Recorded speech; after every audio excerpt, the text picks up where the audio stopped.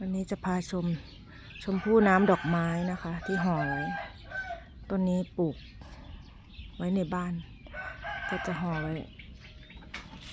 หลายช่ออยู่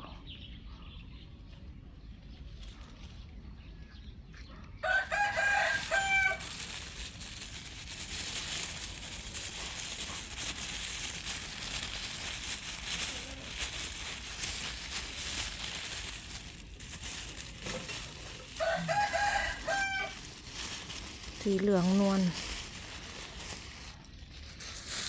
อันนี้ก็กินได้แล้วนะคะ รสชาติก็จะหอมคล้ายๆดอกไม้ แล้วก็มีรสชาติหวาน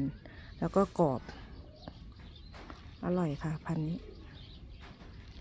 เขาขายในเน็ตกันโลละ260 บาท ลองปลูกกันดูนะคะ ลักษณะใบของเขา